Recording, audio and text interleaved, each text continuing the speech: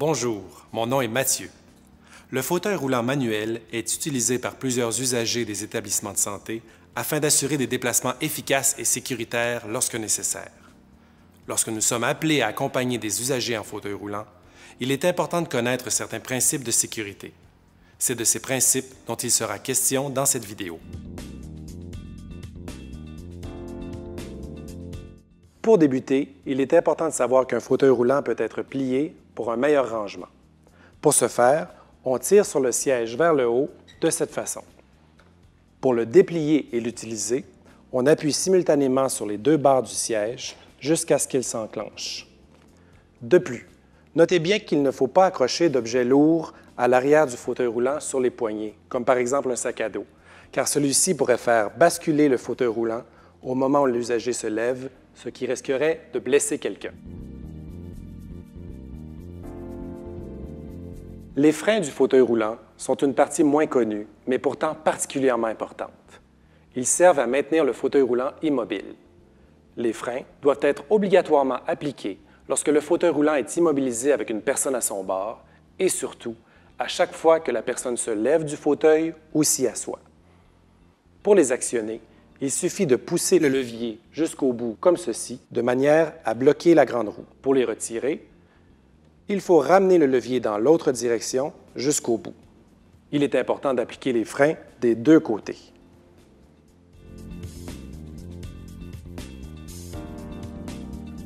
Avant que l'usager ne se lève du fauteuil ou ne s'y assoie, il est nécessaire de relever les palettes d'appui-pied ou même d'écarter les appuis-pieds si le modèle du fauteuil roulant le permet. Pour relever les palettes, on procède comme ceci. Pour écarter les appuis-pieds, il y a habituellement une petite manette que l'on actionne de façon à faire pivoter l'appui-pied vers l'extérieur. Pour les remettre en place, on pivote ainsi vers l'intérieur jusqu'à ce que le mécanisme s'enclenche. De plus, certains modèles de fauteuil roulant sont munis d'appui-pieds élévateurs comme celui-ci. Ils se reconnaissent à la présence d'un mécanisme et d'une manette située juste ici. Pour élever l'appui-pied, il suffit de tirer vers le haut comme ceci. Pour le rabaisser, vous devez actionner la manette et redescendre l'appui-pied en soutenant le poids de la jambe de l'usager. Lorsque l'on circule en poussant un usager en fauteuil roulant, il faut s'assurer de le faire de manière prudente pour éviter les collisions. Ainsi, à l'approche d'une intersection de corridor, il faut ralentir et redoubler de vigilance. De plus, il faut éviter de longer les murs, surtout si des portes sont présentes. Quelqu'un pourrait en sortir rapidement et entrer en collision avec le fauteuil roulant. Finalement, il faut porter attention aux changements de surface au sol. Par exemple, une surface de gravier pourrait bloquer brusquement le fauteuil roulant et risquerait de blesser l'usager. De façon générale, il faut éviter de circuler sur des surfaces irrégulières pour ne pas nuire au confort de la personne ou endommager le fauteuil roulant. Je vous présente Madeleine, qui nous assistera pour cette démonstration. Lorsqu'on s'apprête à pousser le fauteuil roulant, on doit toujours en informer l'usager, surtout si l'on s'approche hors de son champ de vision, comme par derrière.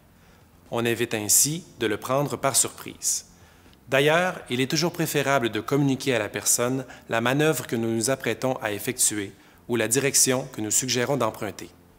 De cette manière, l'usager pourra également nous suggérer un itinéraire, car après tout, le rôle de l'accompagnateur est d'être attentif aux besoins de la personne.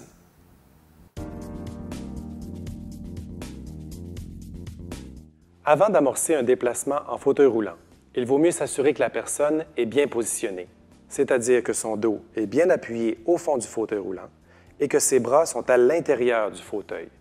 Vous pouvez demander au bénéficiaire de placer ses bras sur les appuis-bras ou sur ses cuisses. De plus, il faut s'assurer que les pieds soient bien appuyés sur les appuis-pieds sans risque de traîner au sol.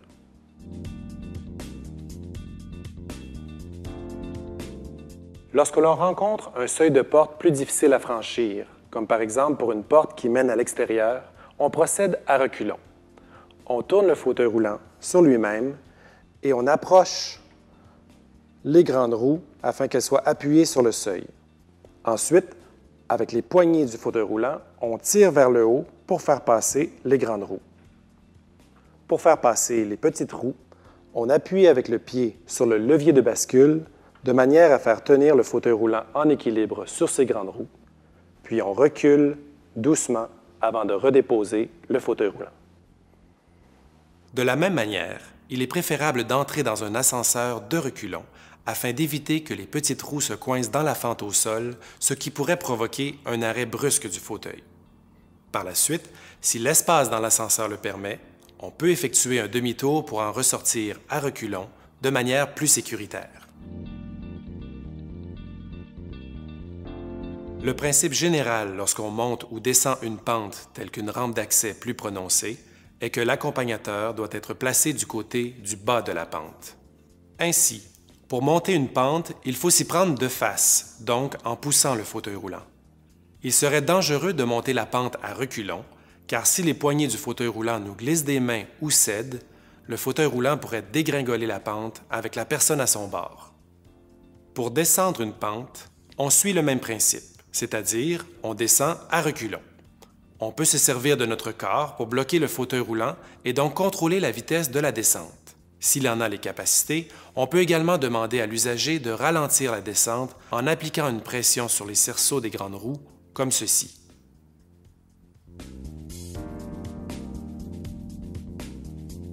Pour accéder à un trottoir, il faut le plus possible utiliser les parties abaissées qui se trouvent aux intersections ou au passage pour piétons. Mais lorsqu'une chaîne de trottoir conventionnelle doit être franchie, il faut la monter de face et la descendre de reculons. Voici une démonstration. Il faut tout d'abord approcher le fauteuil roulant le plus près possible de la chaîne de trottoir. Ensuite, pour franchir les petites roues, on appuie avec le pied sur le levier des bascules pour maintenir le fauteuil roulant en équilibre et on vient déposer doucement les petites roues sur le trottoir. Pour faire passer les grandes roues, on vient appuyer ces dernières sur le rebord du trottoir et on peut demander à l'usager d'avancer son tronc de façon à diminuer le poids sur les roues arrière. Puis, en effectuant une poussée sur le fauteuil roulant vers le haut et l'avant, les grandes roues viennent en quelque sorte escalader la chaîne de trottoir. Une fois fait, on peut dire au bénéficiaire de se réappuyer le dos. Pour descendre, on s'y prend de la même manière, mais à reculons. La personne peut ici aussi être invitée à pencher son corps vers l'avant afin de diminuer le poids sur les grandes roues. On commence par descendre soi-même du trottoir et on recule les grandes roues jusqu'au rebord. Puis, en soutenant le fauteuil roulant par les poignets, on laisse descendre les grandes roues doucement jusqu'au sol, de sorte qu'elles gardent toujours un contact avec le rebord du trottoir. À ce stade, on peut demander à la personne de se réappuyer. Ensuite, on recule lentement en surveillant les petites roues et lorsqu'elles sont proches du rebord, on vient appuyer sur le levier de bascule pour maintenir le fauteuil roulant en équilibre. En maintenant l'équilibre, on recule jusqu'à ce que les petites roues et les appuis-pieds dépassent le rebord et on redépose doucement.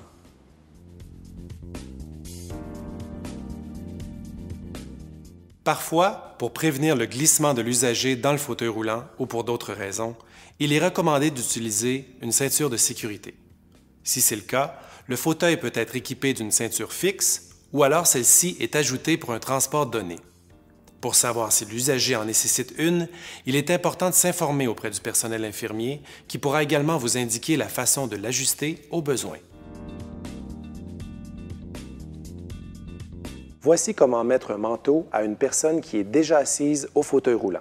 La première étape consiste à mettre le manteau à l'envers, c'est-à-dire le bas du manteau vers le haut. De cette façon, la manche droite est vis-à-vis le bras droit et la gauche vis-à-vis le bras gauche. On raccourcit la manche avec nos doigts comme ceci et on demande à la personne de glisser son bras à l'intérieur. On fait la même chose avec l'autre manche. Pour passer la tête, on prend le bas du manteau et on l'agrippe entre nos doigts pour qu'il soit entièrement dans nos mains jusqu'au collet. On demande à la personne de pencher sa tête et de lever légèrement les bras, puis on passe le manteau par-dessus la tête comme ceci. On peut alors demander à la personne d'avancer son tronc en la soutenant d'une main si c'est plus difficile, pour bien ajuster le manteau à l'arrière. Une fois fait, la personne peut se réappuyer et on peut faire les derniers ajustements et même fermer le manteau si nécessaire. Pour l'enlever, on procède une manche à la fois. On vient soutenir le bras de la personne à l'intérieur et on tire sur la manche. Le bras de la personne devrait alors glisser hors de la manche. On fait la même chose de l'autre côté. On soutient le bras de la personne à l'intérieur et on tire sur la manche. On demande à la personne de s'avancer et on peut finalement retirer le manteau derrière elle. La personne peut alors se réappuyer au dossier. Dans le but de prévenir les chutes et les accidents, il est très important de savoir que lorsque l'usager a des difficultés à se mobiliser, ce n'est pas le rôle de l'accompagnateur ou du bénévole de l'assister pour effectuer un transfert. Si la personne doit être aidée pour passer du lit ou d'une chaise au fauteuil roulant, il faut obligatoirement demander l'aide d'un membre du personnel de soins, souvent l'infirmière ou le préposé. Voilà qui complète cette session de formation pour une utilisation sécuritaire du fauteuil roulant. Nous espérons que vous saurez appliquer ces nouvelles connaissances. Si, dans le cadre de vos fonctions d'accompagnateur, vous rencontrez des difficultés avec la mécanique du fauteuil ou l'application de certaines techniques, n'hésitez pas à vous référer au personnel de soins disponible, que ce soit une infirmière, préposé, ergothérapeute, technicien en loisirs ou autre. Merci de votre attention.